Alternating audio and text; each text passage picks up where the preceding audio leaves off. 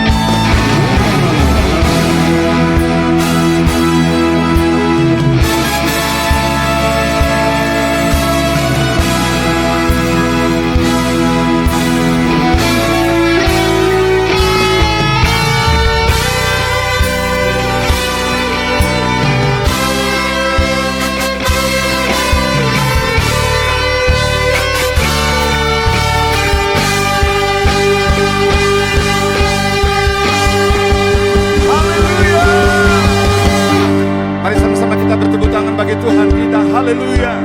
Bagi Dia segala pujian, hormat serta syukur kekal selamanya.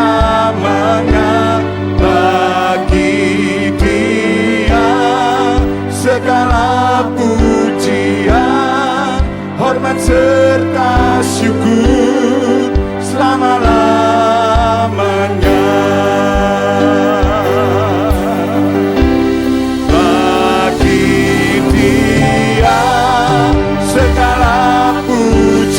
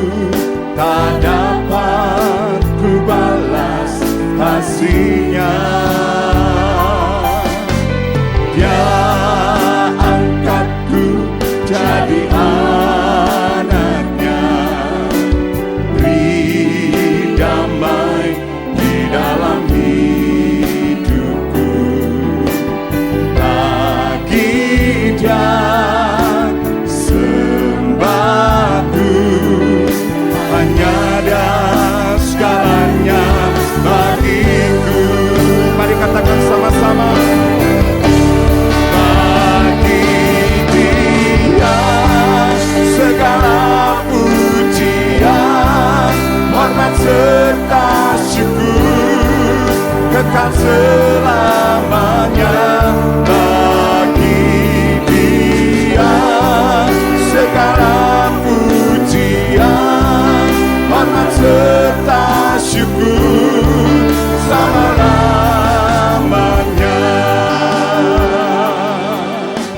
Amin. Terima kasih. Dia Yesus telah mati bagiku. Ya Tuhan, selamatkan jiwaku. Bagi Dia pujianku, tak dapat ku balas kasih-Nya. Mari jemaat Tuhan sama-sama katakan, Dia angkatku jadi anak-Nya, beri damai di dalam hidupku. Bagi Dia sembahku, hanya segalanya bagiku. Oh, bagi Dia, amin. Segala pujian, hormat serta syukur kekal selamanya. Bagi Dia segala pujian, hormat serta syukur. Mari sekali lagi sambil kita mengangkat tangan kita di hadapan Tuhan, katakan, bagi Dia segala pujian, hormat serta syukur kekal selamanya. Bagi Dia segala pujian. Salurkan kita semua bangkit bersama-sama. Haleluya, selama-lamanya. Bagi Dia segala pujian, hormat serta syukur kekal selamanya. Bagi Dia segala pujian, hormat serta syukur selama-lamanya. Amin. Selama-lamanya.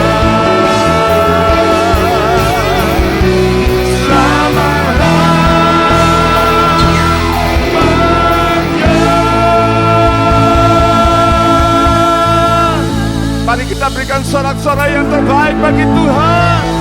Haleluya. Haleluya. Sore hari ini kami merayakan kebangkitan-Mu, kemenangan-Mu atas maut. Jemaat Tuhan yang siap memuji Tuhan, mari sama-sama kita katakan amin. Sekali lagi berikan tepuk tangan bagi Tuhan kita. Haleluya. Haleluya. Mari sama-sama tepuk tangan yuk.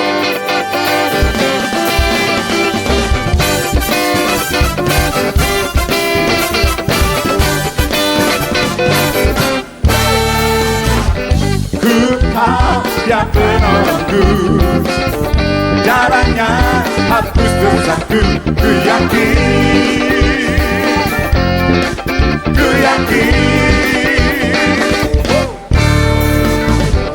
Dia angkat deritaku, sembuhkan sakitku. Ku yakin, amin. Ku yakin Tuhan akan yang menang atas maut. Biar menembusku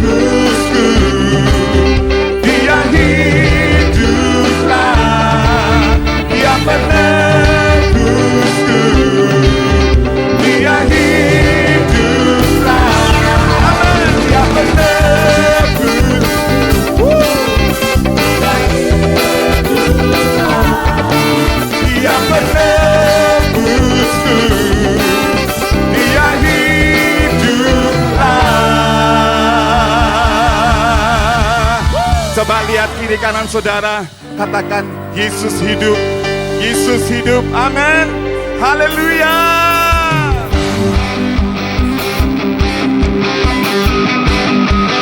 Sama-sama tepuk tangan yuk.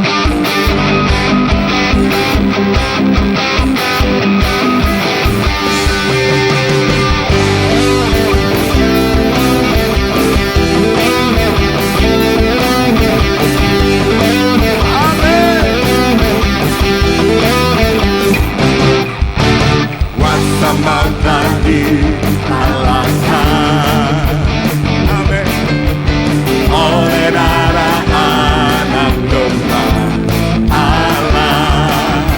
Semua musuh telah ditaklukkan, amin, oleh kebangkitan Tuhan kita.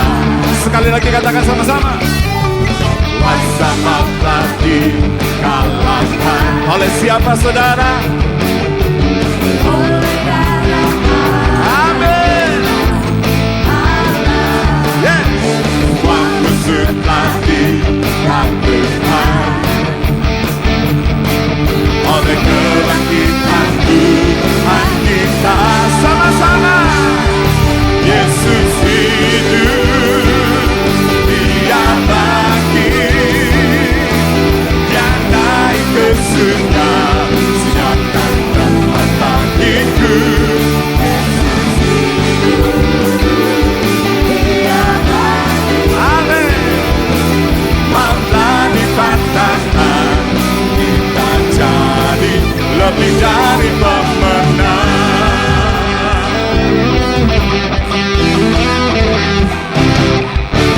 Kuasa maut telah amin. Oleh darah Anak Domba Allah, semua musuh telah ditaklukkan. Oleh siapa saudara? Sekali lagi katakan. Come on.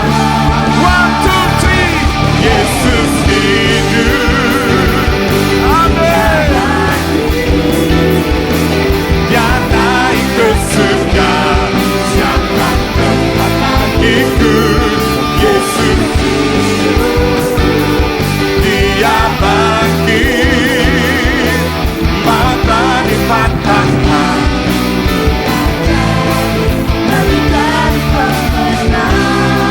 amin. Kita lebih dari pemenang, amin saudara. Yang percaya kita lebih dari pemenang, katakan amin.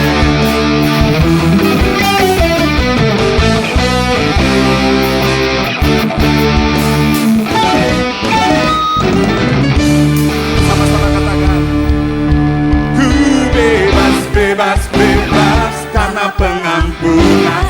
Coba lihat kiri kanan saudara, katakan ku bebas, bebas, bebas karena kuasanya. Sekali lagi lihat kiri kanan saudara, katakan ku bebas, bebas, bebas.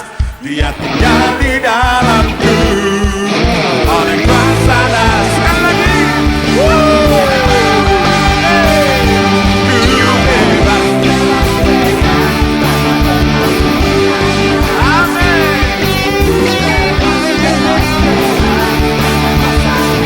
Haleluya. Ku telah bebas, bebas. Dia tinggal di dalamku oleh kuasa darahnya. Aku bebas. Yang sudah bebas, yang sudah dimenangkan, mari sama-sama kita bersaut-sautan. Amin. Kita lebih dari pemenang, kita lebih dari pemenang, kita lebih dari pemenang, kita lebih dari pemenang.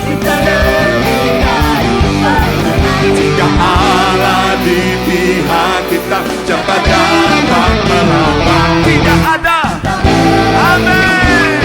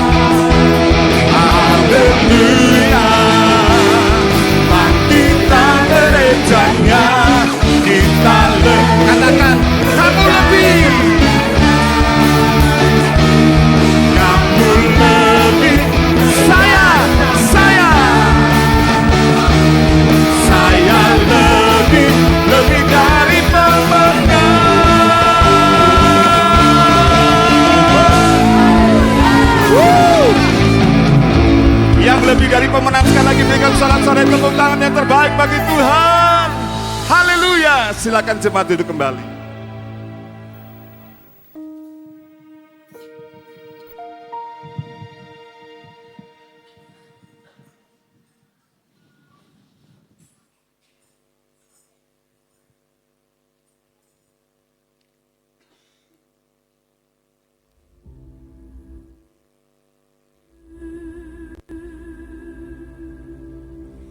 Jika Kristus tidak dibangkitkan, maka sia-sialah kepercayaan kamu dan kamu masih hidup dalam dosamu. Demikianlah binasa juga orang-orang yang mati dalam Kristus. Jikalau kita hanya dalam hidup ini saja menaruh pengharapan pada Kristus, maka kita adalah orang-orang yang paling malang dari segala manusia. Tetapi yang benar ialah bahwa Kristus telah dibangkitkan dari antara orang mati sebagai yang sulung dari orang-orang yang telah meninggal. Karena sama seperti semua orang mati dalam persekutuan dengan Adam, demikian pula semua orang akan dihidupkan kembali dalam persekutuan dengan Kristus. Yang ku kehendaki ialah mengenal Dia dan kuasa kebangkitannya dan persekutuan dalam penderitaannya, di mana aku menjadi serupa dengan Dia dalam kematiannya, supaya aku akhirnya beroleh kebangkitan dari antara orang mati. Karena kewargaan kita adalah di dalam sorga, dan dari situ juga kita akan menantikan Tuhan Yesus Kristus sebagai juru selamat, yang akan mengubah tubuh kita yang hina ini sehingga serupa dengan tubuhnya yang mulia.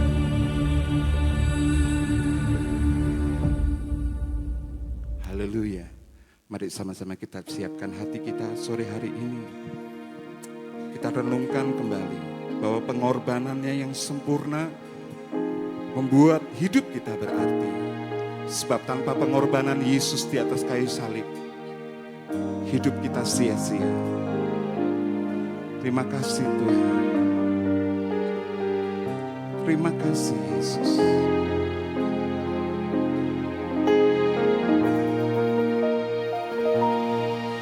Yesus, apa arti hidupku bila Kau tak berikan nyawamu yang terbaik tersedia bagiku. Ku bersyukur atas kasih karunia-Mu.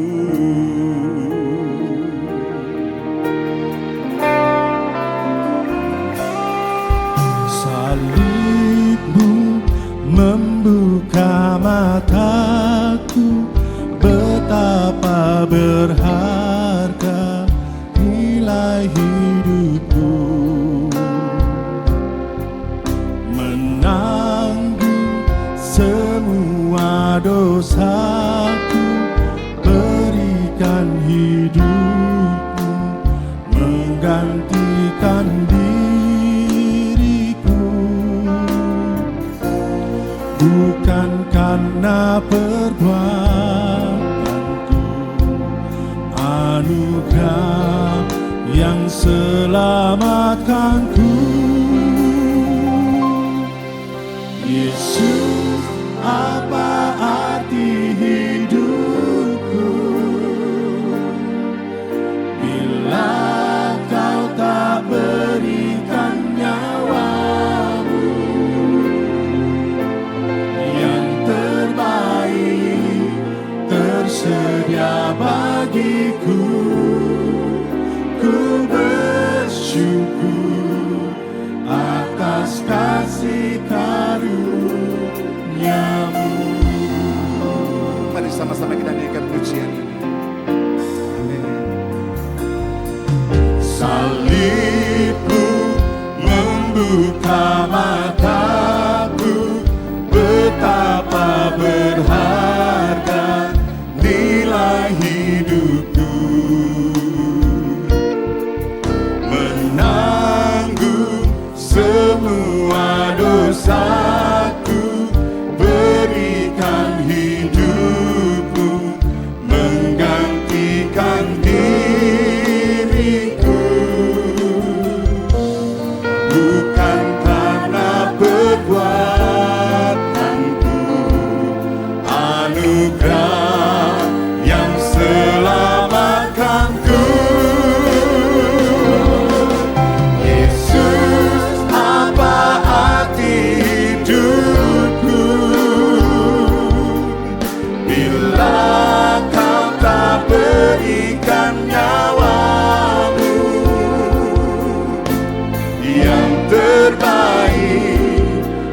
tersedia bagiku.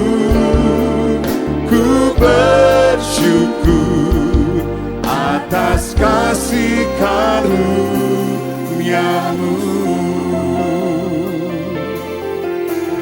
Amin. Terima kasih Tuhan. Salib-Mu membuka mataku, betapa berharga nilai hidupku. Terima kasih Tuhan. Menanggung semua dosaku, menggantikan hidupku, menggantikan diriku. Bukan karena perbuatanku, anugerah. Mari sama-sama jemaat Tuhan nyanyikan dan katakan, Yesus, apa arti hidupku bila Kau tak berikan nyawa-Mu yang terbaik tersedia bagiku. Ku bersyukur atas kasih karunia Yesus, Allah arti hidupku yang telah memberikan nyawa-Mu yang terbaik. sekali lagi saya menyambut setiap kita bangkit berdiri bersama-sama. Ku bersyukur atas kasih karunia Yesus, Allah arti hidupku yang telah memberikan nyawa-Mu yang terbaik tersedia bagiku. Ku bersyukur atas kasih karunia-Mu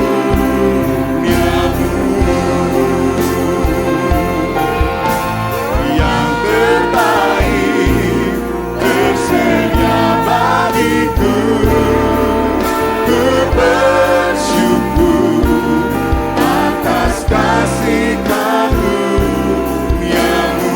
Sekali lagi mari sama-sama katakan, Yang terbaik tersedia bagiku. Ku bersyukur atas kasih karunia-Mu.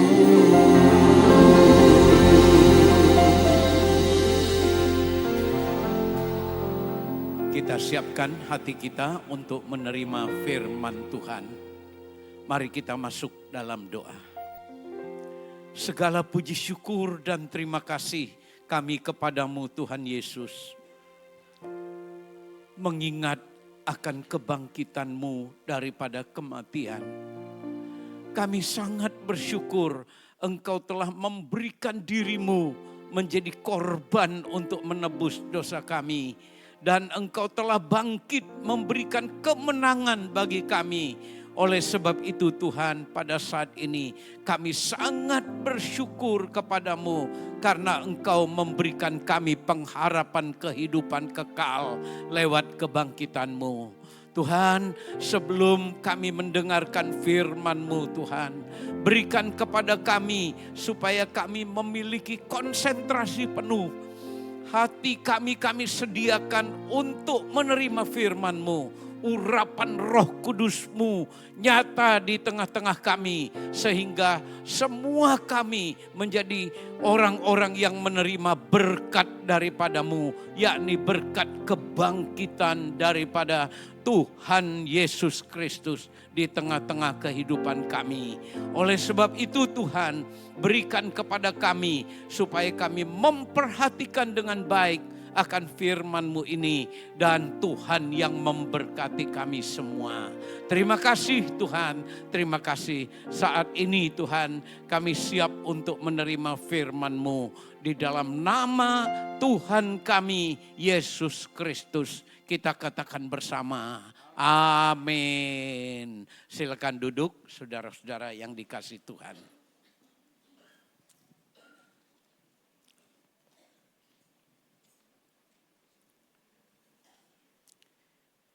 Ya, shalom. Sekali lagi, shalom. Selamat Paskah. Tuhan Yesus bangkit bagi kita semua.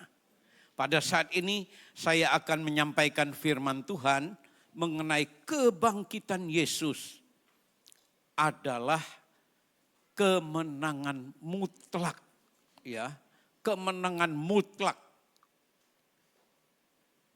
atas maut. Nah, saudara-saudara yang dikasih oleh Tuhan,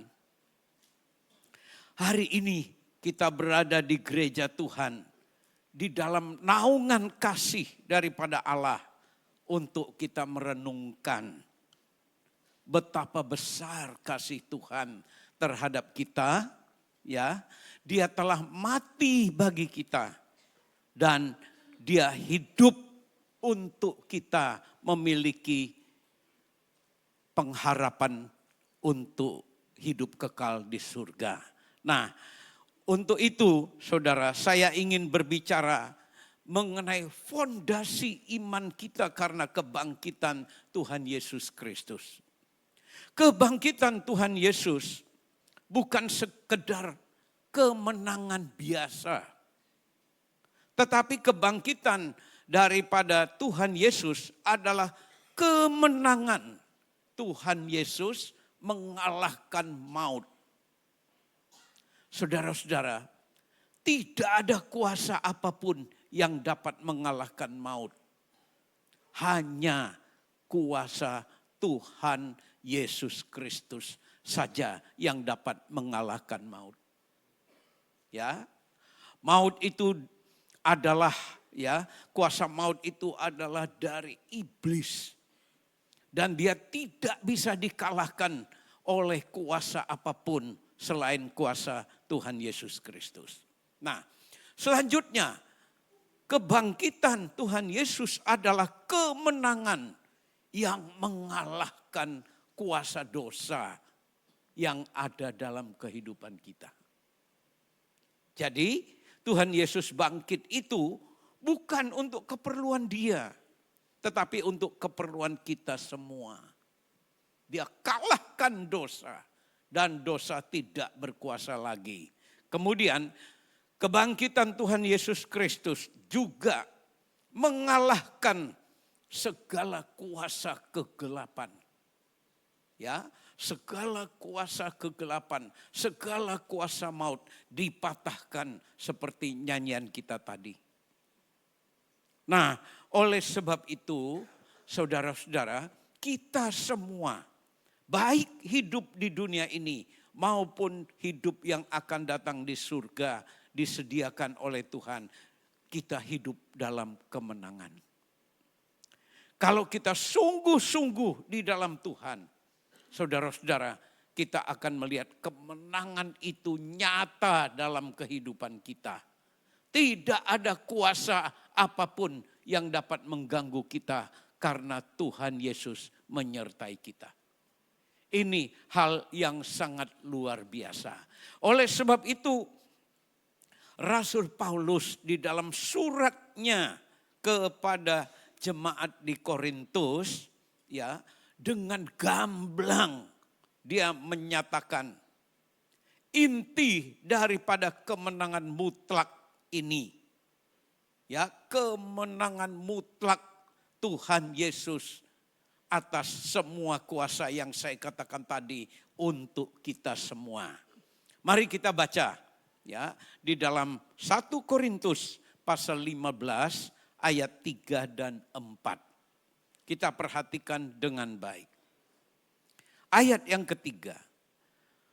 Sebab yang sangat penting telah kusampaikan kepadamu, yaitu apa yang telah kuterima sendiri, ialah bahwa Kristus telah mati karena dosa-dosa kita sesuai dengan kitab suci. Ayat yang keempat, bahwa ia telah dikuburkan dan bahwa ia telah dibangkitkan pada hari yang ketiga sesuai dengan kitab suci. Nah, dua ayat yang singkat yang kita baca ini, saudara-saudara, kita dapat melihat tiga pilar daripada iman Kristen. Ya, tiga pilar iman Kristen yang sungguh-sungguh harus kita percayai dalam kehidupan kita.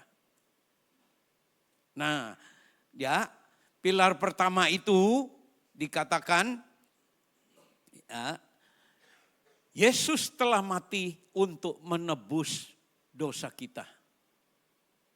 Nah, sebelum kita masuk ke dalam pilar pertama, saya ingin sampaikan apa yang dikatakan oleh Paulus. Di situ dia katakan dalam 1 Korintus pasal 15 ayat 3 bagian A, dia katakan demikian. Sebab yang sangat penting telah kusampaikan kepadamu. Ya, dikatakan yang sangat penting. Ungkapan ini bukan sekedar pengantar daripada firman yang disampaikan oleh Paulus. Bukan. Tetapi benar-benar sangat penting itu bagi kita umat-umat Tuhan. Ya, ungkapan ini bukan sekedar pengantar biasa yang saya katakan, tetapi di dalamnya tergantung penekanan yang sangat kuat. Penekanan yang sangat kuat, dan Paulus ya sungguh-sungguh menekankan pentingnya yang sangat mendasar akan ketiga pilar ini. Nah, saudara-saudara yang dikasihi oleh Tuhan, Paulus ingin memastikan, ya, dia ingin memastikan bahwa jemaat di Korintus atau kita semua yang mempelajari firman Tuhan ini, ya, sebagai pembaca firman ini, kita benar-benar memahami, ya, kita memahami betapa pentingnya kebenaran yang diungkapkan oleh Paulus. Nah, saudara-saudara yang dikasihi oleh Tuhan, Paulus sedang menegaskan bahwa pesan yang akan disampaikannya bukan hasil pemikirannya. Sama sekali bukan. Tetapi dikatakan di situ adalah wahyu daripada Allah sesuai dengan kitab suci. Nah, kitab suci itu ada dua bagian ya. Bagian perjanjian lama, bagian perjanjian baru. Bagian perjanjian lama menubuatkan tentang Yesus. Ya, yang lahir, kemudian yang mati, kemudian yang bangkit dan naik ke surga. Nah, ini kepentingan yang sangat luar biasa. Jadi pilar kekristenan yang disampaikan oleh Paulus bagi kita semua. Nah, dengan menggunakan kata yang sangat penting, ya, di situ Paulus ingin kita memfokuskan diri kita. Ya, kita fokus kepada ketiga pilar itu. Karena apa? Di jemaat Korintus sudah percaya kepada Yesus yang telah mati, kemudian dikuburkan, dan Yesus bangkit pada hari ketiga. Tapi banyak orang-orang di luar Kristen mempengaruhi mereka, sehingga ada yang ragu-ragu Oleh sebab itu dia katakan yang sangat penting yang dia sampaikan agar kita semua juga tidak meragukan akan kematian Kristus, kebangkitannya, ya, benar-benar dia dikuburkan dan benar-benar dia dibangkitkan sesuai dengan kitab suci. Ya, di luar sana kita sering mendengar, masa Tuhan mati? Ya, tetapi saudara-saudara, kematian Tuhan Yesus itu sangat berarti bagi kita. Kalau Tuhan Yesus tidak mati, ya, dosa tidak dikalahkan. Ya, kuasa kegelapan, kuasa maut tidak dikalahkan, maka kita tetap menjadi orang yang mempunyai dosa yang tidak diampuni. Oleh sebab itu ada orang bertanya, masa Yesus tidak bisa turun? Banyak orang yang dia tolong tidak bisa turun dari kayu salib. Bisa saja, tetapi Tuhan Yesus datang ke dunia tujuannya adalah mati di kayu salib untuk menebus dosa kita. Nah, ini sangat-sangat hebat. Nah, oleh sebab itu kita masuk dalam pilar yang pertama tadi. Yesus telah mati, ya, untuk menebus dosa kita. Kita baca dalam 1 Korintus pasal yang ke-15 ayat yang ketiga. Sebab yang sangat penting telah kusampaikan kepadamu, yaitu apa yang telah kuterima sendiri, ialah bahwa Kristus telah mati karena dosa-dosa kita sesuai dengan kitab suci. Nah, pilar yang pertama dikatakan di situ, Yesus telah mati untuk menebus dosa kita. Saudara-saudara yang dikasihi oleh Tuhan, kematian Kristus di atas kayu salib bukanlah sebuah kecelakaan sejarah. Ya, jadi bukan kecelakaan sejarah, melainkan adalah puncak dari kasih Allah yang direncanakan Allah dalam rencana agungnya bagi menyelamatkan umat manusia. Ingat sekali lagi, ya, kematian Kristus di atas kayu salib adalah puncak dari rencana Allah, ya, yang begitu agung untuk umat manusia yang percaya kepadanya. Saudara-saudara, ingin saya sampaikan, ya, Adam dan Hawa, ya, pertama Hawa yang memetik buah yang dilarang oleh Tuhan. Nah, kemudian dia makan dan dia berikan kepada suaminya dan dimakan juga oleh suaminya.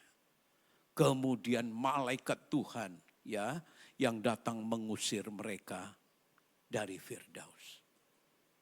Saudara-saudara yang dikasihi oleh Tuhan, begitu mereka diusir, sudah ada janji Tuhan akan kedatangannya ke dunia ini. Sudah ada janji dari saat itu. Betapa besar kasih Tuhan kepada kita umat-umatnya. Nah, saudara yang dikasihi oleh Tuhan, karena dosa, sejak kejatuhan Adam dan Hawa tadi, itu telah memisahkan kita daripada Tuhan. Sampai, ya, Tuhan berjalan di Taman Eden, ya, di Taman Firdaus itu, mencari Adam dan Hawa. Karena mereka sudah jatuh dalam dosa, mereka sembunyi, takut bertemu dengan Tuhan. Nah, saudara-saudara, namun Tuhan Allah kita, ya, kasih-Nya yang tak terhingga, Ia mengutus anaknya yang tunggal, Yesus Kristus, sebagai korban, anak domba Allah, mati di kayu salib untuk menebus dosa manusia, ya, dosa orang yang percaya kepadanya. Nah, pilar pertama ini begitu dahsyat. Memang kita di hari Jumat yang lalu kita telah peringati kesengsaraan Tuhan Yesus mati di kayu salib.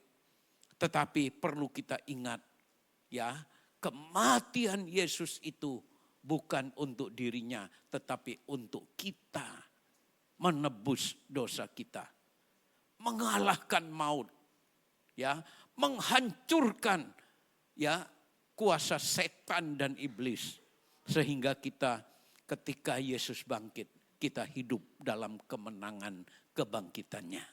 Nah, kita lihat saudara-saudara, ya, ia menjadi pengganti dosa-dosa kita.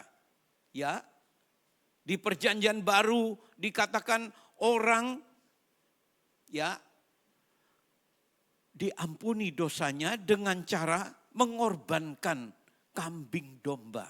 Tetapi di Perjanjian Baru firman Tuhan katakan anak domba Allah menghapus dosa dunia.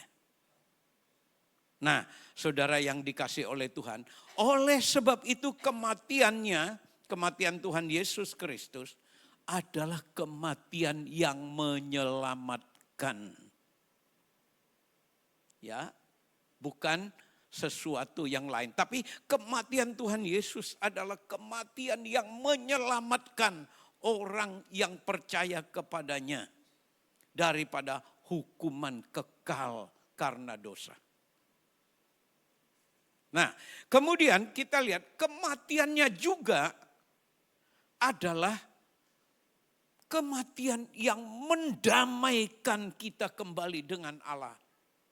Ya, ketika Yesus di atas kayu salib, saat dia berkata sudah selesai. Tirai bait Allah yang memisahkan, ya, memisahkan tempat maha kudus dengan tempat yang kudus itu terkoyak dari atas ke bawah. Artinya apa? Di antara kita dengan Tuhan kita sudah tidak ada pemisah lagi karena Dia sudah mengampuni dosa kita.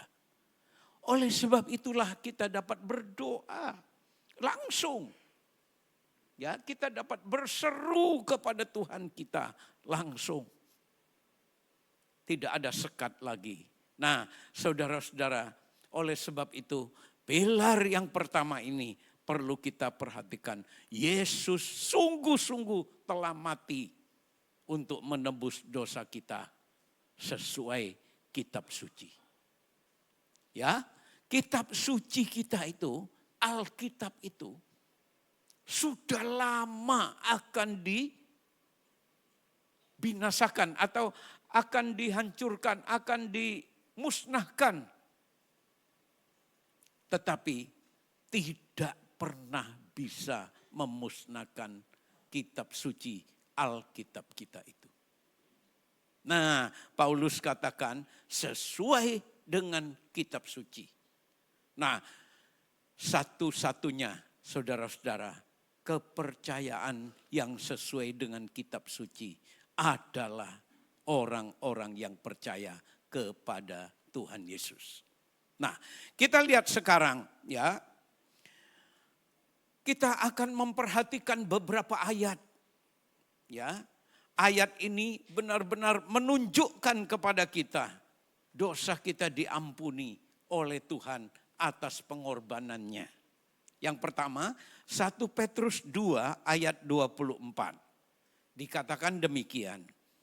Ia sendiri telah memikul dosa kita di dalam tubuhnya di kayu salib. Supaya kita yang telah mati terhadap dosa, hidup untuk kebenaran.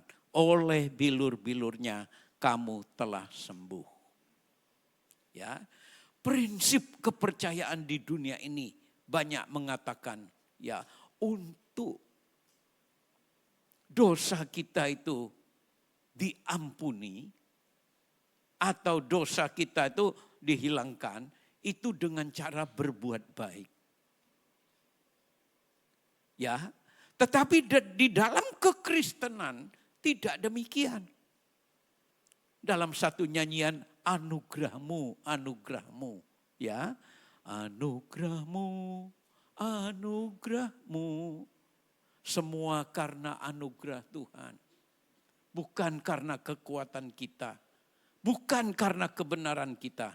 Nah, akhirnya firman Tuhan nyatakan kepada kita, Ia sendiri telah memikul dosa kita di dalam tubuhnya di kayu salib. Supaya apa? Kita yang mati terhadap dosa, hidup untuk kebenaran. Di hadapan Tuhan, umat-umat Tuhan telah dibenarkan. Ya, bukan karena perbuatan kita, tapi karena kasih karunia-Nya kepada kita. Maka dikatakan firman Tuhan, ya, supaya kita yang mati terhadap dosa hidup dalam kebenaran. Jadi hidup kita harus sesuai dengan firman Tuhan setelah kita dibenarkan. Tidak main-main. Nah, ayat yang kedua, Roma 5 ayat 8. Di situ dikatakan, akan tetapi Allah menunjukkan kasih-Nya kepada kita. Oleh karena Kristus telah mati untuk kita ketika kita masih berdosa.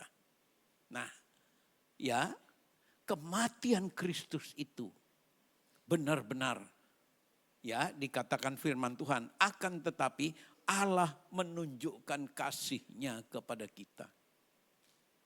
Ya, bukan karena sesuatu yang dipandang kita itu baik, maka Tuhan Allah kita bersedia untuk mengirim anaknya Yesus Kristus untuk berkorban bagi kita. Tidak. Semua karena Tuhan menunjukkan kasih-Nya kepada kita. Oleh sebab itu kita bersyukur kepada Tuhan. Kita menjadi umat Tuhan. Benar-benar kasih Tuhan dinyatakan. Begitu kita ingat Yesus, ya, dikorbankan di atas kayu salib. Mati di atas kayu salib. Disitulah kita melihat kasih Tuhan kepada kita. Nah, ya, kemudian yang terakhir 2 Korintus pasal 5 ayat 21. Dia yang tidak mengenal dosa telah dibuatnya menjadi dosa karena kita. Supaya di dalam Dia kita dibenarkan oleh Allah. Saudara-saudara, dosa kita diceritakan firman Tuhan, ya, sebagai orang yang berhutang. Ya, orang yang berhutang. Berapa hutang kita? Dikatakan firman Tuhan, ya, Tuhan Yesus mengumpamakan hutang kita itu berapa? Berapa talenta? 10.000 talenta. 1 talenta itu 6.000 dolar. 6.000 dinar, bukan dolar. Dolar sekarang, ya. Dulu dinar.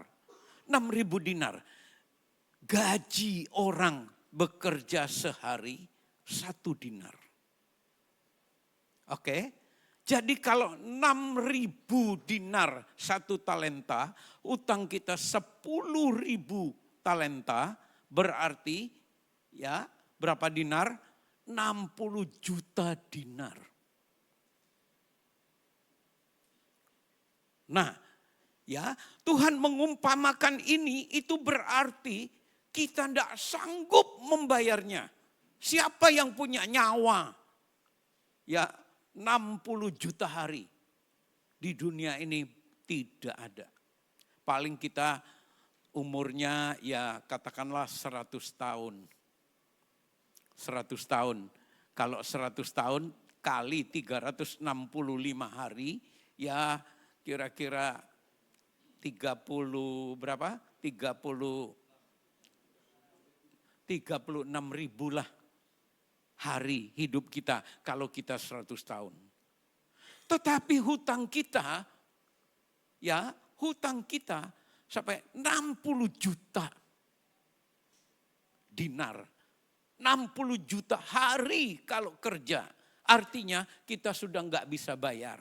Makanya dikatakan oleh firman Tuhan, dia yang tidak mengenal dosa telah dibuatnya. Kita lihat sebentar ya. Dia yang tidak mengenal dosa telah dibuatnya. Nya di situ N-nya besar. Dibuat siapa? Dia buat dirinya. Ya, seolah-olah dia berdosa menanggung semua dosa kita. Dan dia mati di kayu salib. Untuk apa? Membayar hutang kita. Ya, menghapus dosa kita. Sehingga di matanya kita dibenarkan. Nah, oleh sebab itu firman Tuhan tadi mengatakan kita harus hidup dalam kebenaran setelah kita mengenal Tuhan kita Yesus Kristus. Nah, sekarang kita lihat pilar yang kedua. Ya, pilar yang kedua, Yesus telah dikuburkan. Banyak orang di luar sana, kalau saudara lihat YouTube, ya, dengar orang-orang di luar Kristen itu berkata, Yesus tidak mati, Yesus tidak dikuburkan, diganti orang lain. Tetapi firman Tuhan jelas-jelas mengatakan, ya, Yesus mati dan dikuburkan. Nah, jadi kalau kita dengar di luar sana perkataan yang bertentangan dengan hal ini, kita tetap teguh. Yesus telah mati untuk menanggung dosaku, menghancurkan kuasa maut, menghancurkan kuasa kegelapan. Dan dia mati untuk menghapus dosaku, membayar dosaku. Aku dibenarkan oleh Tuhan. Nah, yang kedua ini dikatakan oleh Paulus, ya, dia benar-benar dikuburkan. 1 Korintus 15 ayat 3 dan ayat 4 bagian A.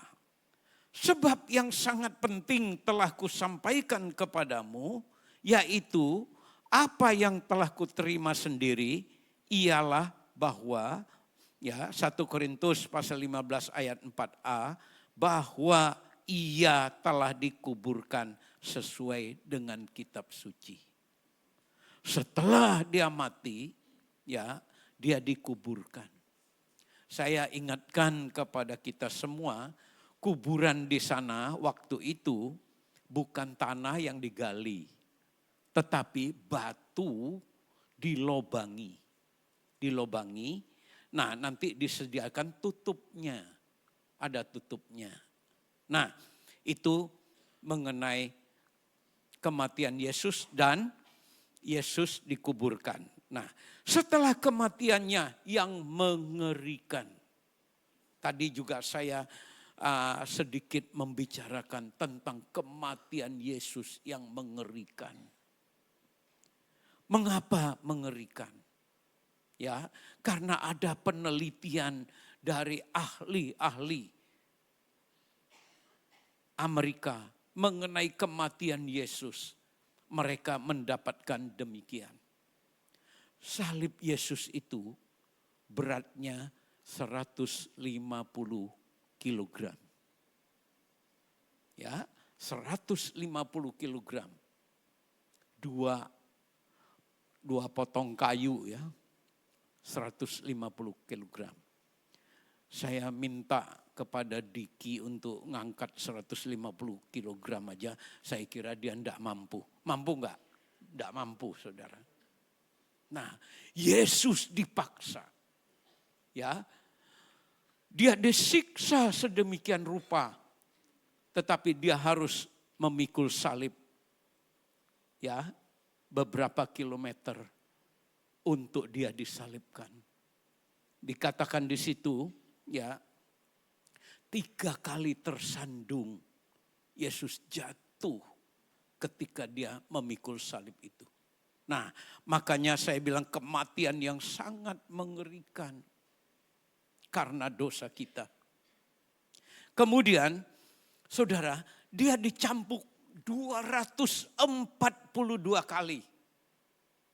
Sebelah kiri daripada tubuhnya dan sebelah kanan dari tubuhnya. Ya, masing-masing 121 kali.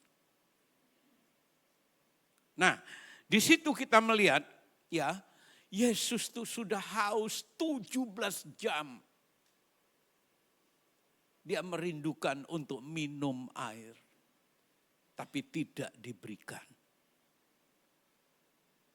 Saya nggak tahu bagaimana penyelidikan mereka ini. Tetapi hasil penyelidikannya demikian. Ya, luka di tubuhnya dari kepala sampai ke kaki. Tidak ada satu pun ya yang masih utuh, tetapi luka semua. Makanya kita melihat film Yesus yang disalib, kesengsaraan Tuhan Yesus itu yang paling cocok kelihatannya hanya dalam film The Passion. Ya, film The Passion. Itu dia punya aktor yang memerankan Yesus. Itu dipasang alat loh, saudara. Dipasang lembaran daripada lembaran besi ketika dia dicambuk. Nah, satu cambuk yang meleset kena tubuh aktor pemain film The Passion itu. Saudara-saudara, aktor itu meriang. Bukan merindukan kasih sayang, tapi masuk rumah sakit. 1 kali kena cambukan, meleset. Menurut ceritanya. Meriang dia, saudara. Ya, bukan merindukan kasih sayang.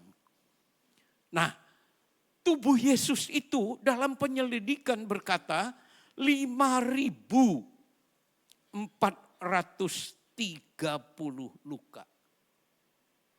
Coba tubuh kita, ya, katakan Yesus lebih tinggi dari saya dong, saya pendek, ya, tapi punya luka karena dosa kita 5.430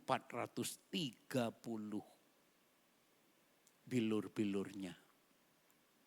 Saudara bisa bayangkan betapa mengerikan, betapa dahsyat, ya. Tidak tertahankan. Nah, dari luka itu saudara, dia memikul salib yang beratnya 150 kilo, terjatuh 3 kali. Nah, kemudian di situ dikatakan ada 150 luka yang dalam yang menyebabkan kematian. Kalau Yesus manusia biasa, Yesus sudah mati sebelum disalibkan. Tetapi karena Yesus adalah Tuhan yang tidak berdosa untuk menyelamatkan kita.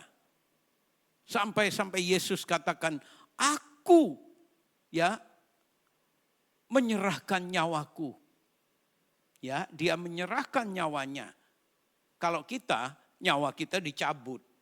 Ya, kalau Tuhan menyerahkan nyawanya dan aku dapat mengambilnya kembali. Nah, makanya ketika dia disalib dia katakan sudah selesai. Maka dia berdoa, Bapa, aku serahkan nyawaku ya kepadamu. Baru Yesus mati. Begitu penderitaannya. 60 juta hari kerja bayarannya. Habis, saudara-saudara. Nah, saudara, belum dia punya mahkota duri. Ya, mahkota durinya itu adalah duri yang beracun. Ya, racunnya itu bukan mematikan tapi sangat menyakitkan kalau ketusuk. Nah, jumlahnya 17 duri yang tertancap di kepala Yesus. Nah, saudara-saudara, sampai tentara Roma itu dia pakai bulu, katanya bulu itu seperti bambu ya. Mereka enggak berani megang langsung, takut ketusuk durinya, maka mereka meriang. Mereka merindukan kasih sayang, ya. Nah, saudara, pakai bambu itu, ya. Mereka bungkus tangan mereka pakai bambu, masukin dalam bambu. Jadi tangannya tuh ngambil itu ditancapkan ke kepala Yesus. Bayangkan. Sedemikian rupa. Nah, kemudian saudara-saudara, akhirnya dikatakan ada 350 tentara. Ya, yang bukan mengawal Yesus ya, menyiksa Tuhan Yesus waktu perjalanan menuju kepada Golgota tempat dia disalib. 50 yang tentara pakai kuda. Nah, dia punya paku. Tangan dan kakinya dipaku. Itu sekitar 2 senti. Ya, garis tengahnya. Pakunya sudah berkaratan. Nah, itu dipakukan di kaki dan tangannya. Saudara yang dikasihi oleh Tuhan. Nah, fakta bahwa ia dikuburkan itu adalah bukti konkret setelah kematiannya yang sangat-sangat mengerikan itu. Ya, dia mati di atas kayu salib dan dia dikuburkan. Itu adalah konkret, nyata. Dan saudara-saudara, sesuai dengan kitab suci. Seterusnya kita melihat ya, apa yang dikatakan firman Tuhan sesuai dengan kitab suci.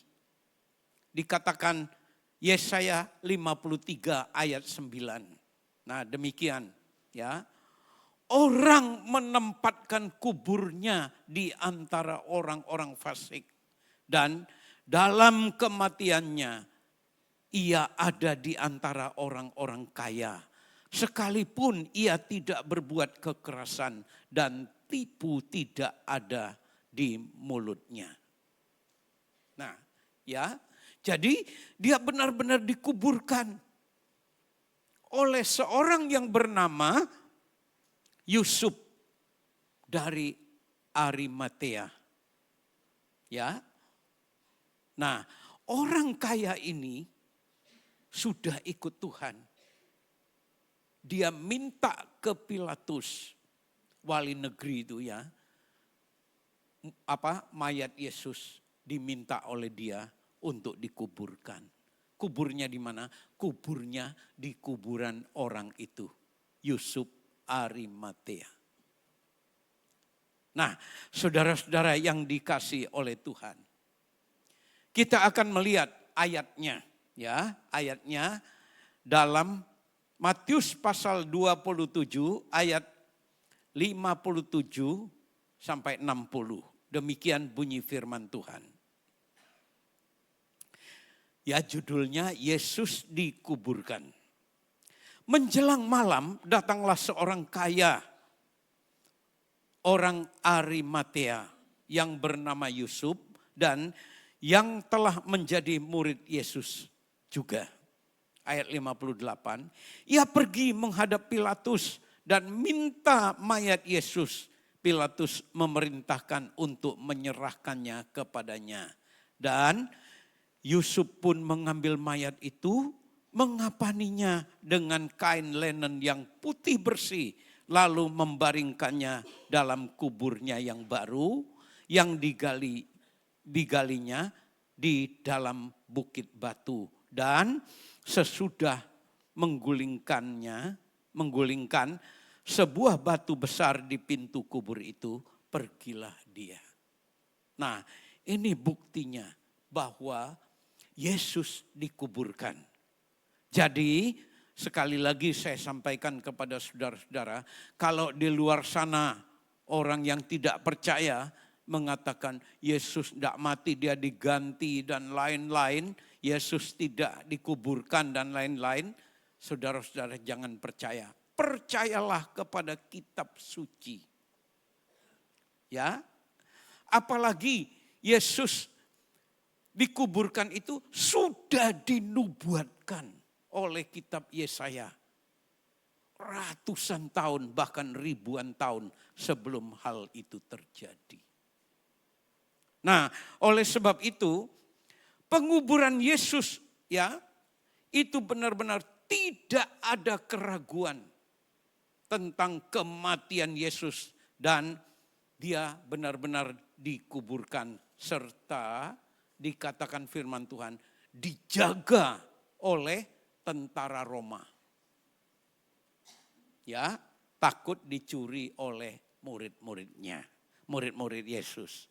Akhirnya dijaga, tetapi kenyataannya ya Yesus dikuburkan sungguh-sungguh. Nah, pilar ketiga mengenai iman kita yang disampaikan oleh Paulus ini. 1 Korintus pasal 15 ayat 3 dan 4 bagian B. Demikian bunyinya. Sebab yang sangat penting telah kusampaikan kepadamu, yaitu apa yang telah kuterima sendiri ialah, ya 1 Korintus 15 ayat 4b, bahwa ia telah dibangkitkan daripada, saya ulangi, ia telah dibangkitkan pada hari yang ketiga sesuai dengan kitab suci. Saudara-saudara yang dikasihi oleh Tuhan, ya, Yesus sungguh-sungguh bangkit dari kematian. Ya, kita dengar tadi sebelum firman Tuhan, kalau Yesus tidak bangkit, sia-sialah iman kita. Ya, sia-sialah iman kita. Kita masih hidup di dalam dosa. Ya, jadi Yesus mati mengalahkan maut, mengalahkan kuasa kegelapan, ya, menghancurkan dosa kita. Tetapi kalau dia tidak bangkit, percuma semuanya itu. Tetapi firman Tuhan katakan yang benar adalah Yesus telah bangkit. Maka kebangkitan Yesus itu merupakan metrai dari kematiannya yang menang. Ya, kemenangan Tuhan Yesus itu dinyatakan dalam kebangkitannya. Betapa hebat Tuhan kita. Ya, setelah 3 hari berada di dalam kubur, Yesus bangkit di antara orang mati. Nah, saudara-saudara, kebangkitan Yesus adalah inti iman Kristen. Oke, ya, sekali lagi saya sampaikan. Kebangkitan Tuhan Yesus adalah inti daripada iman Kristen, iman kita semua. Nah, setelah itu, saudara-saudara, kebangkitan Tuhan Yesus adalah fondasi dari pengharapan kita. Kita punya fondasi yang kuat. Pengharapan kita hidup kekal karena kebangkitan Yesus. Terus, ya, kebangkitan Tuhan Yesus adalah bukti yang tidak terbantahkan akan keilahian Yesus. Orang bilang Yesus manusia biasa. Buktinya dia bangkit, dia adalah manusia. Ya, manusia Allah. Allah jadi manusia untuk menyelamatkan kita. Jadi bukti keilahian Yesus nyata ketika ia bangkit dari kematian. Tidak ada kuasa yang dapat menghalangi dia. Nah, ini saudara-saudara, jadi fondasi iman kita yang sungguh luar biasa. Seterusnya kita lihat, kebangkitan Yesus bukan sekedar dia hidup kembali. Tetapi kebangkitan Yesus dalam tubuh kemuliaan. Coba, saya katakan tadi, dari kepala sampai kaki. Ya, luka-luka semua. Tetapi 3 hari dia dikubur, ketika dia bangkit, semua jadi sembuh. Ya, ini adalah bukti Yesus mempunyai tubuh kemuliaan setelah dia bangkit. Nah, luar biasa. Nanti kita juga satu kali, karena Yesus sudah bangkit, kita yang mati dibangkitkan. Apa kita sudah jadi tanah, ya sudah tidak berbentuk, tapi Tuhan sanggup membangkitkan kita kapanpun ketika dia datang nanti. Nah, terus kebangkitan Yesus ya sungguh-sungguh mengalahkan maut. Ya, maut itu dikuasai oleh iblis. Tidak dapat dikalahkan oleh apapun kecuali Tuhan Yesus. Nah, Tuhan Yesus kalahkan maut. Ya, buktinya dia bangkit. Wow, luar biasa. Ya, kita orang Kristen luar biasa, saudara-saudara, punya Tuhan yang hebat, yang dahsyat, yang tidak seperti yang lain. Nah, terus dikatakan kebangkitan Yesus sekali lagi, dia mengalahkan dosa. Sekali bangkit, dia mengalahkan dosa untuk selamanya. Ya, selamanya bagi kita orang percaya. Nah, saudara-saudara yang dikasihi oleh Tuhan, ini hal yang luar biasa. Ia bangkit sebagai yang sulung daripada kebangkitan orang mati. Artinya Yesus yang pertama bangkit daripada orang mati. Ya, dan dia punya tubuh kemuliaan. Pernah ada bangkit ketika ya Tuhan Yesus disalib.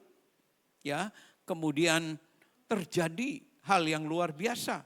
Mereka bangkit, yang mati itu orang-orang kudus, kemudian mereka kembali. Ya, tetapi Yesus selama-lamanya karena dia memakai tubuh kemuliaan. Nah, selanjutnya kita melihat 1 Korintus 15 ayat yang ke-20. Ini terjemahan firman Tuhan, firman Allah yang hidup. Dikatakan demikian. Tetapi kenyataannya ialah bahwa Kristus benar-benar sudah bangkit dan dari antara orang mati dan telah menjadi yang pertama dan dari berjuta-juta orang yang akan dibangkitkan pada suatu saat kelak.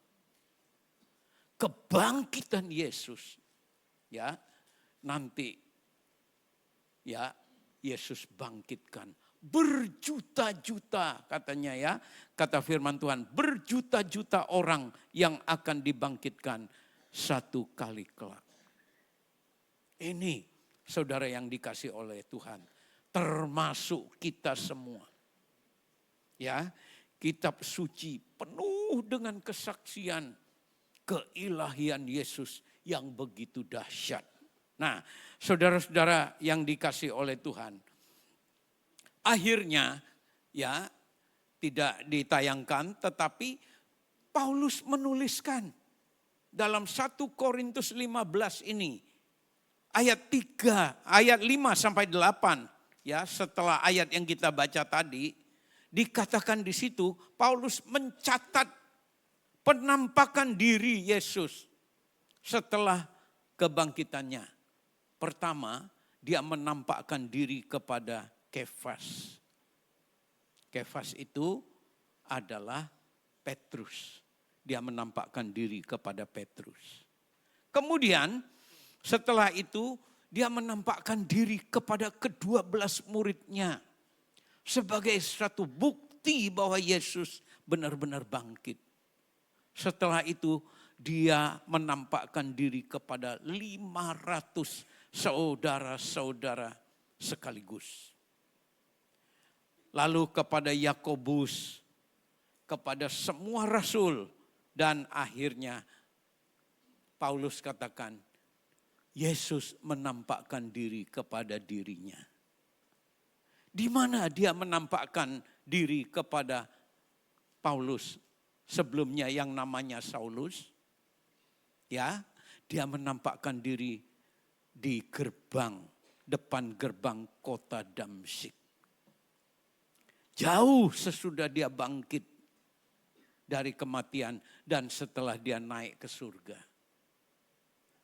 Nah, satu saat Paulus mengejar orang-orang yang percaya kepada Tuhan. Saulus ya, Saulus mengejar orang-orang yang percaya kepada Tuhan untuk dianiaya, bahkan dibunuh. Kemudian dia mau masuk ke kota Damsyik. Di situ, saudara-saudara, Tuhan menyatakan diri. Terang, lebih terang dari matahari, sinar terang. Dan pada saat itu Tuhan Yesus berkata kepada Saulus, Saulus, Saulus, mengapa engkau menganiaya aku?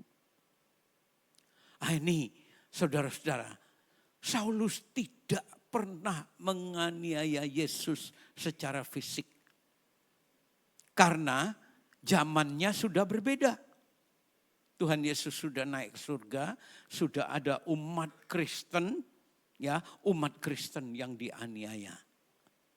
Nah, ini merupakan satu kebahagiaan untuk kita karena Yesus telah bangkit. Dia memperhatikan diri kita secara pribadi. Karena apa?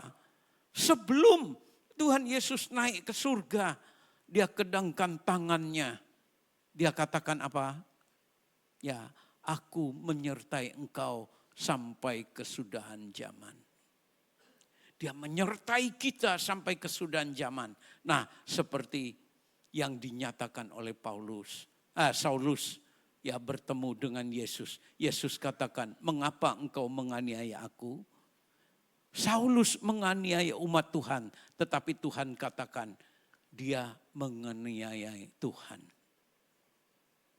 Betapa dahsyat Tuhan kita. Ya, ketika kita dianiaya, ketika kita dilakukan tidak baik, bahkan saya yakin ketika kita dikata-katain oleh orang-orang di sana, saudara-saudara, Tuhan Yesus berkata orang itu menganiaya dia atau mengatain dia. Luar biasa kan? Nah, saudara-saudara, oleh sebab itu kita coba lihat arti kematian dan kebangkitannya bagi kita umat-umat Tuhan. Kita lihat Roma 6 ayat yang keempat. Ya. Dikatakan firman Tuhan, dengan demikian kita telah dikuburkan bersama-sama dengan Dia oleh baptisan dalam kematian. Supaya sama seperti Kristus telah dibangkitkan dari antara orang mati oleh kemuliaan Bapa, demikian juga kita akan hidup dalam hidup yang baru. Saudara-saudara, rupanya kita lihat ya, baptisan itu bukan hanya satu acara gereja. Bukan hanya aturan gereja. Tetapi firman Tuhan katakan itu sama seperti Kristus dikuburkan setelah mati. Dan dia bangkit kembali. Begitu kita ikut ambil bagian dalam baptisan. Ya, kita di GBI khususnya diselam. Masuk ke dalam air.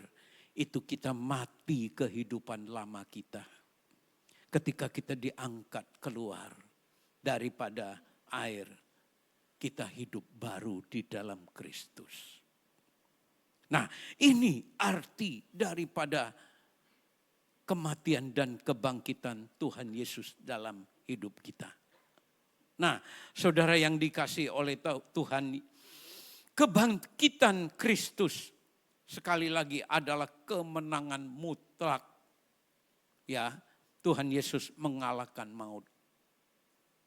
Maut atau kematian tidak memiliki kuasa lagi atas kita. Nah, akhirnya saudara-saudara, karena persatuan kita bersatu dengan Tuhan kita. Seperti saya katakan tadi, ya, Saulus menganiaya umat Tuhan. Tapi Tuhan katakan, Saulus menganiaya aku, kata Tuhan Yesus. Nah, karena persatuan kita dengan Yesus melalui iman, kematian juga tidak akan memiliki kuasa atas kita. Ya. Nah, kebangkitan Yesus adalah jaminan kehidupan kekal bagi setiap orang yang sungguh-sungguh percaya kepadanya. Nah, akhirnya kita masuk dalam kesimpulan. Saudara-saudara yang dikasihi oleh Tuhan, kemenangan mutlak. Ya, mutlak itu menang sungguh-sungguh tanpa ada perlawanan lagi, ya. Kemenangan mutlak telah diraih Yesus dalam kematiannya di atas kayu salib untuk menebus dosa kita. Kemudian betul-betul Yesus dikuburkan. Kubur pun tidak dapat menahan Yesus. Dia bangkit kembali. Kebangkitannya yang mulia, ya, yang mengalahkan maut dan memberikan kita pengharapan kehidupan kekal yang pasti. Nah, kemenangan ini sekali lagi bukan kemenangan masa lalu. Tapi kemenangan ini juga merupakan kenyataan dalam kehidupan kita sekarang ini.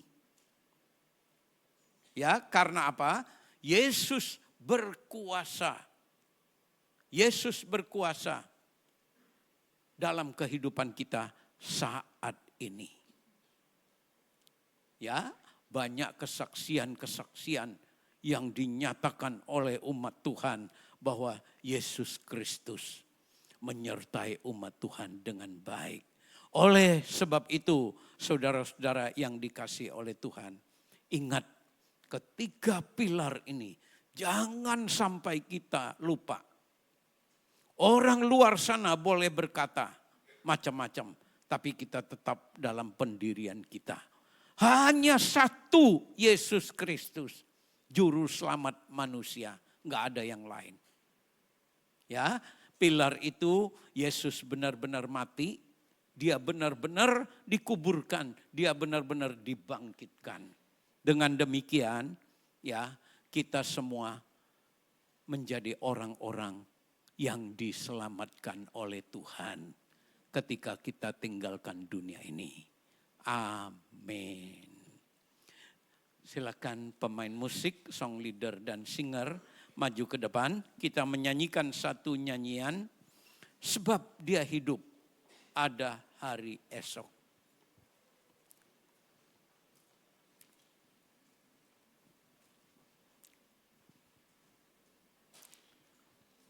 Ya.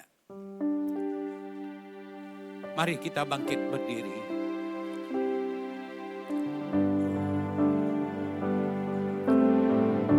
Sebab Yesus hidup, ada hari esok. Sebab Yesus hidup, ku tak gentar, karena ku tahu Dia pegang hari esok.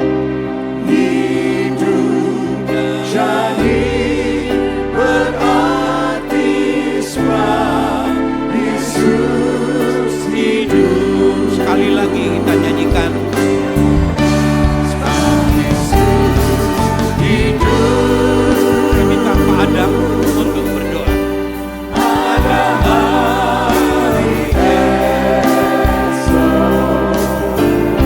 Sebab Yesus hidup. Tak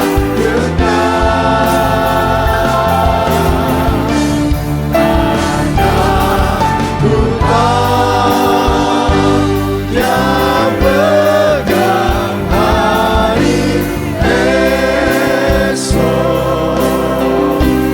Hidup jadi berarti sebab Yesus hidup. Hidup berarti, hidup jadi berarti sebab Yesus hidup. Sekali lagi katakan, hidup jadi berarti. Hidup Jadi berarti sebab Yesus hidup. Haleluya, haleluya, haleluya, haleluya. Terima kasih Tuhan, terima kasih. Kami bersyukur untuk kebenaran firman-Mu yang menyatakan bahwa Engkau sungguh-sungguh mati untuk segala dosa kami. Engkau dikuburkan dan Engkau bangkit Tuhan, memberikan pengharapan baru, kehidupan yang kekal bagi kami. Kami bersyukur Tuhan karena kehadiran-Mu di tengah-tengah kami, memberikan pengharapan pada saat ini Tuhan. Engkau melihat dan menilik setiap kami Tuhan, dalam keadaan dan pergumulan kami masing-masing pada hari ini. Kami percaya Engkau yang hidup, Engkau yang telah bangkit juga ada di tengah-tengah kami dan memberikan pertolongan kepada kami. Bagi kami yang sakit pada saat ini, kami percaya kuasa kebangkitan-Mu memberikan kesembuhan dalam nama Yesus. Yang sakit disembuhkan, demikian juga yang mengalami pergumulan-pergumulan, kami percaya dalam nama Yesus Tuhan berikan jalan keluar sehingga kami cakap menanggungnya. Terima kasih Tuhan, terima kasih untuk kehadiran dan kuasa kebangkitan-Mu yang terus menyertai kami sampai pada kesudahannya. Berkati hamba-Mu, Gembala kami Bapak Immanuel, Tuhan urapi lebih lagi dan berikan kekuatan kesehatan senantiasa untuk terus menggembalakan kami umat-Mu Tuhan, untuk lebih lagi sungguh-sungguh mengalami kuasa kebangkitan-Mu Tuhan. Terima kasih Bapa. Bila sebentar kami akan berikan persembahan, Engkau memberkati Tuhan umat-Mu yang telah mempersiapkan segala persembahannya.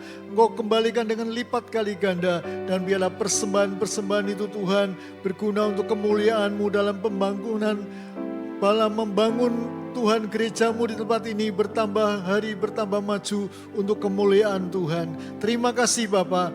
Kami bersyukur pada malam hari ini di dalam nama Tuhan Yesus Kristus. Haleluya. Amin.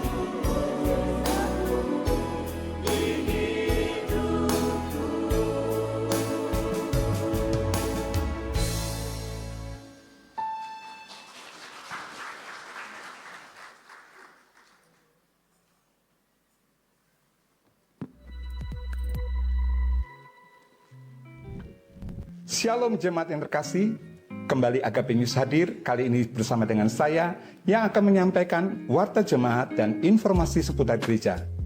Tak lupa juga saya menyambut bagi Bapak Ibu Saudara yang baru pertama kali bergabung dalam ibadah kami. Jika Bapak Ibu Saudara belum tertanam di gereja manapun, maka kami sangat senang menjadi keluarga kedua bagi saudara.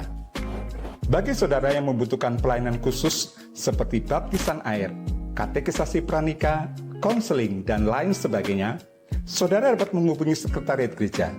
Adapun jam operasional sekretariat gereja dimulai setiap hari Selasa sampai dengan hari Sabtu pada pukul 9 pagi sampai pukul 2 siang.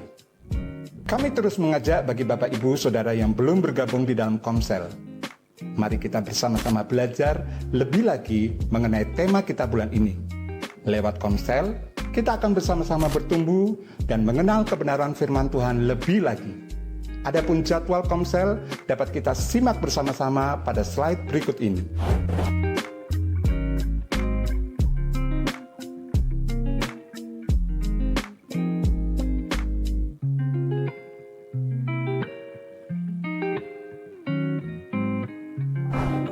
Retreat Youth akan diadakan di Wisma Bukit Soka Salatiga pada tanggal 27 sampai 29 Juni 2025. Untuk biaya retreat, teman-teman dapat berinvestasi sebesar Rp500.000. Biaya tersebut sudah termasuk dengan transportasi, makan, snack, dan kaos. Dan bagi saudara yang tergerak untuk memberikan dukungan dalam dana untuk acara retreat ini, dapat menyalurkannya melalui rekening berikut ini. Untuk pendaftaran dan informasi lebih lanjut, saudara dapat menghubungi kontak person berikut ini.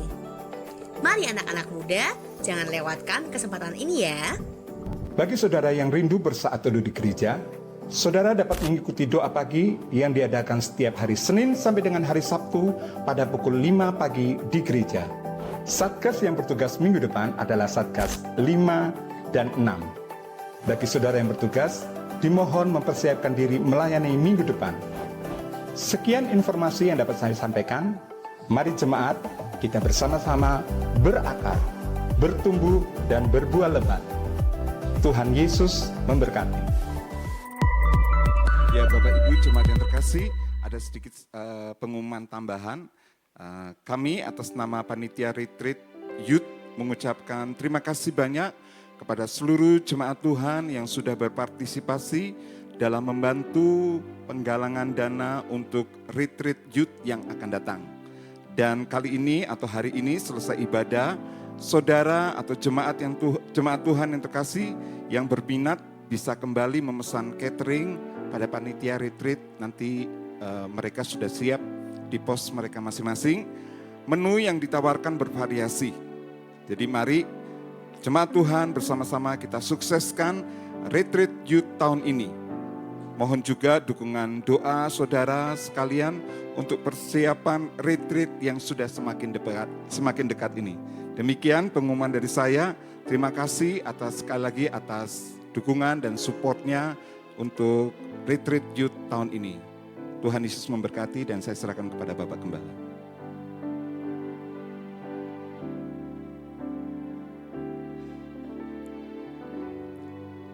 Ya, puji Tuhan, kita sudah menyelesaikan ibadah kita.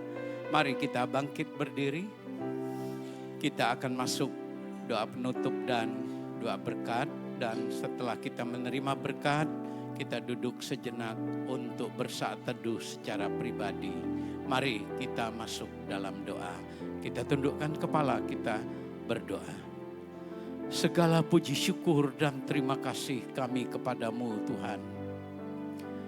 Betapa besar dan agungnya kasih-Mu kepada kami umat manusia yang berdosa. Sehingga Engkau rela mati bagi kami di atas kayu salib. Dan Engkau bangkit dalam kemenangan untuk menyediakan kemenangan bagi kami. Sehingga Engkau memberikan kepada kami pengharapan akan kerajaan surga yang telah Tuhan sediakan. Tuhan, kami bersyukur kepadamu. Namun kami masih hidup di dunia ini, kami mohon Tuhan Engkau menyertai kami senantiasa. Supaya kami senantiasa ingat ketiga pilar daripada Engkau sendiri Tuhan sebagai iman kami, yakni Engkau mati, Engkau dikuburkan, dan Engkau bangkit kembali. Sehingga Tuhan, kami mempunyai fondasi yang kuat. Apapun kata dunia, tapi kami tetap beriman kepadamu. Karena Engkau satu-satunya Tuhan yang sanggup melepaskan kami daripada segala dosa dan segala sesuatu yang mencekam diri kami dalam dunia ini. Tuhan, kami menyerahkan seluruh hidup kami dalam pimpinan-Mu. Terus Tuhan, Engkau menyertai kami, berkati pekerjaan umat-umat-Mu Tuhan. Dan semua daripada usaha daripada umat-umat-Mu dalam nama Tuhan Yesus, Tuhan memberkatinya. Karena kami Tuhan hanya bergantung kepadamu, kami berharap kepadamu, karena Engkaulah satu-satunya harapan kami. Tuhan, kami serahkan Tuhan gereja-Mu di tempat ini. Terus Engkau bekerja Tuhan untuk terus Tuhan jemaat-Mu untuk mengenal Engkau sebagai Tuhan dan Juru Selamat sesuai dengan firman-Mu. Maka kami bertumbuh Tuhan di dalam Engkau, baik dalam kualitas maupun kuantitas. Terima kasih Tuhan, kami serahkan kota kami Pekalongan ke dalam tangan-Mu. Dan kota-kota sekitarnya dimanapun jemaat-Mu berada, di situ Engkau menyertai pemimpin-pemimpin kami. Dan Engkau memberkati setiap tempat di mana kami ada. Sehingga kami juga diberkati oleh Tuhan. Terima kasih Tuhan, berikan hati yang takut kepada pemimpin-pemimpin kami. Takut akan Engkau, karena Engkaulah satu-satunya Tuhan yang Maha Kuasa. Begitu juga Tuhan, seluruh pemimpin Indonesia Tuhan, dari pusat sampai daerah, Tuhan yang menyertai, Tuhan yang memberikan keamanan kepada negeri kami dan kepada semua pemimpin-pemimpin kami. Tuhan memberikan mereka hati yang takut akan Engkau, menjauhi kejahatan, menjauhi segala perbuatan yang tidak baik. Dan Tuhan melindungi Indonesia seperti biji matamu, agar banyak-banyak yang bertobat, nama Tuhan dipermuliakan. Terima kasih Tuhan, sebentar kami akan tinggalkan tempat ini untuk pulang ke rumah kami masing-masing. Pimpin kami Tuhan, dimanapun kami berada, Tuhan menyertai kami dengan pimpinan dan penyertaan Tuhan yang luar biasa.